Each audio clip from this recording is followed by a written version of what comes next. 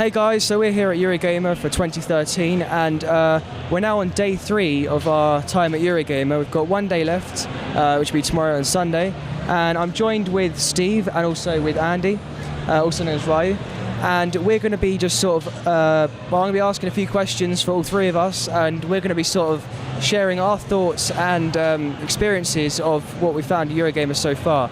So the first question I am going to ask is there anything that has sort of caught your eye in particular at Eurogamer?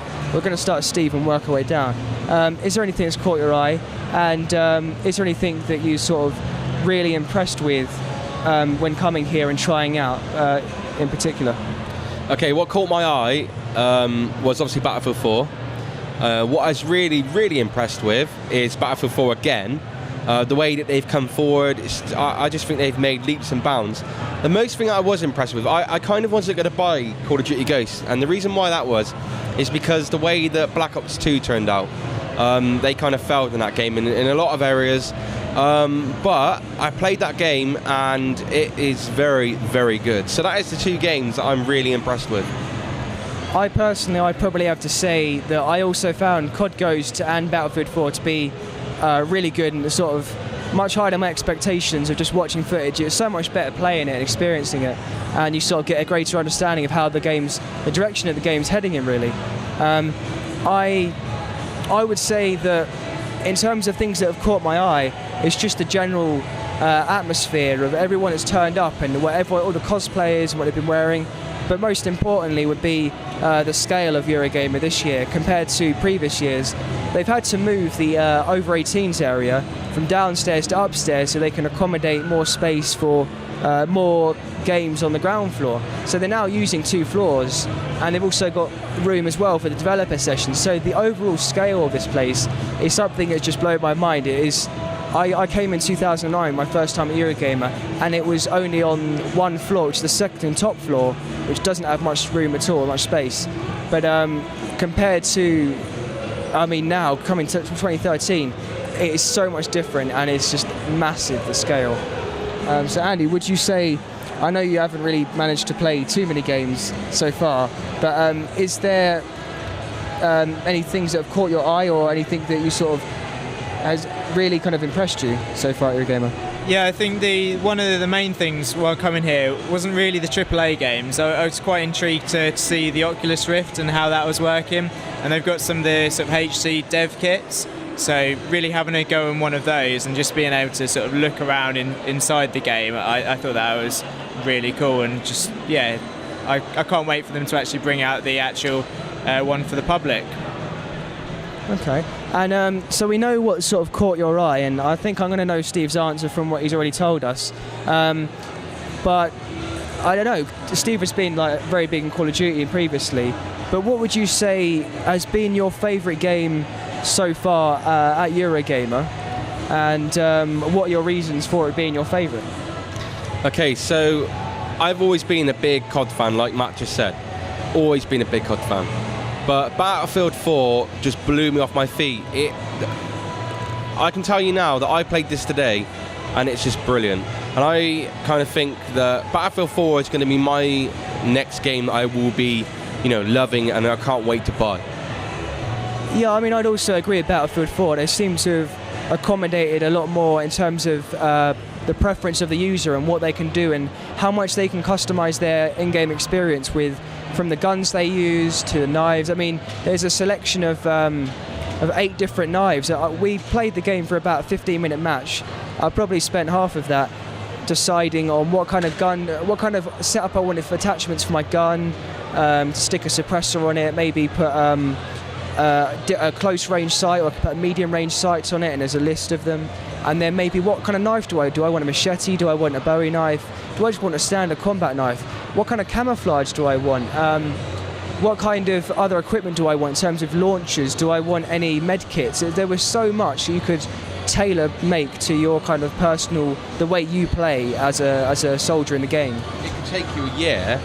It could actually take you a year to sort out all the customizations, because there's so many. But that's good, because you can customize your soldier not only on the battlefield, but also, it's just actually brilliant because, like Matt said, you can have a camouflage, you can have different knives, you can have rocket launchers, you can have suppressors, you can have anything you want to customize and go into the the battleground and kick some ass. And yeah, I'd say I also was. Battlefield 4 was kind of joint favourite for me. Even, I mean, it was amazing. But I've always had this secret thing for Call of Duty, but Black Ops 2 I didn't. I just really didn't like Black Ops 2 at all. But with Call of Duty Ghosts, it's a very close contender for being favourite game for me as well. Just because they really seem to have gone back in the right direction, and they've sort of... I really thought they were struggling and sort of like losing the plot, really, losing idea of what's important. And then COD Ghosts came along and I played it, and the guns feel more responsive. There's actually recon in this game. The guns do kick. It feels so much more satisfying to get a kill, and having new kill streaks, it feels a bit more refreshing. And actually making bold steps like redoing the perk system completely, so it's not this 3-tier perk system. You've got points now, and you can just pick based on your playstyle of speed or movement or gunfire. It could be like accuracy or something. You could change, so very specific to the way that you play. Again, like Battlefield 4, they're both games that are customizing your experience to be a lot more about you as an individual and how you like to play. So I'd say those two games probably have really stood out for me. And as we've said before, Andy hasn't had a chance to play a lot of games, but I'm sure you've seen quite a lot as well of other people playing games. And you have played, obviously, the Oculus Rift, and you've also played Hotline Miami 2. So what would you say has been the favourite for you so far, and what are you going to see likely for yourself getting upon release? Yeah, I was quite interested in The Evil Within with the dev session that we went to the other day. And the sort of survival horror game that it was sort of harking back to some of the older style like Resident Evil games, instead of just having like a million rounds to just shoot all of the zombies and everything. It's more of you've only got a limited amount of ammunition, and it's more of a horror because you've got that and you're just trying to survive a bit more. And it definitely looked like it was a bit of like a Saw atmosphere about the game if you've seen the movies, and I thought that looked quite interesting. So my final question for this is going to be, it's probably a bit more of, it's not really a negative question, but more constructive criticism. If you got any advice or recommendations for next year at Eurogamer, it's still in Earl's Court next year for 2014, and it's just whether is there anything that you think could be improved upon? Is there anything that you would like to see in terms of games coming this year, or the way that they organised the layout and how clear everything was? Steve, what would you say? Okay, so Eurogamer 2012 was really, really good. That was my first ever gaming convention I've ever been to. I came to Eurogamer 2013, and this convention, is even better. One thing I would say is that we had a booklet given to us on coming in through the door, and in the back of the book, it actually had a floor plan layout. What I think that they could do is, as you're coming through, give you a floor kind of plan so you know where everything is, because we were going down to the dev area and it looked like we had to go upstairs, but really it was downstairs. I know it's obviously we've got one in the back of the book, but we didn't know that until we found out a little bit later on. But I think maybe if they were to give you a plan, it would make it a lot easier for the gamers. Yeah, I definitely think that aspect could be a lot clearer and just make it so that people are able to find themselves a lot easier, otherwise walking around in circles, which we did do a little bit on the first day until we managed to get a floor plan, and things got a little bit easier from there. For me personally, I would say that the developer sessions, a lot of them this year were focused on indie games, which is fine if you're into indie games, but with the size that they have the rooms for these developer sessions, it seemed like a lot of space was wasted because these indie games that aren't very well known, so they have a smaller audience, smaller interest that maybe AAA games do, and so they wouldn't fill up all the space. Maybe if there was more AAA titles doing developer sessions, they'd be able to accommodate more of the space, fill more people in, and make greater use of the space in there. And yeah, it just kind of alienates the AAA audience, I think, which is a very big majority of the people that have come to Eurogamer. It is good to have, because I don't think there were any indie developer sessions at all in 2012, so it is refreshing to see that. I might be wrong about that, but it is refreshing to see that there's more of an atmosphere from the indie side of things this time round. I just think that maybe there should be a better balance between AAA and indie for the developer sessions. And I'm a little bit let down that Call of Duty didn't do a developer session this year, because it would have been so much better to understand more about Call of Duty Ghosts so that we could tell you guys a bit more information as well and give you a greater idea, and so we could understand it better about what this game's becoming and how the direction it's heading in. So I was really disappointed that they didn't do one.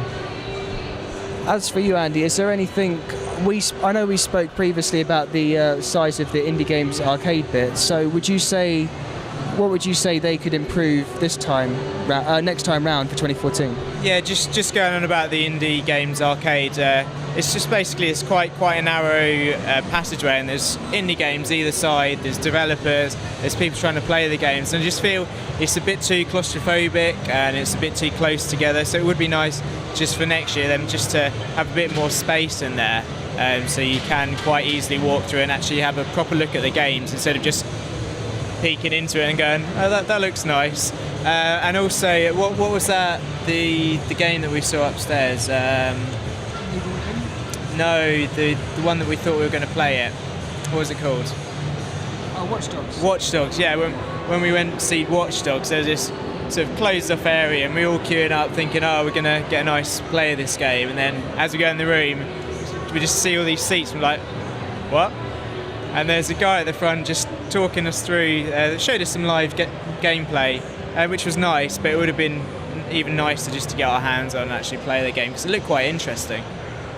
So I'd say in summary, rethink the developer sessions, try and balance indie with AAA games, maybe give a floor plan to people when they first come in, just so that people don't get lost as easily and it's a bit more well organised, and just to create a bit more space for the indie games arcade area,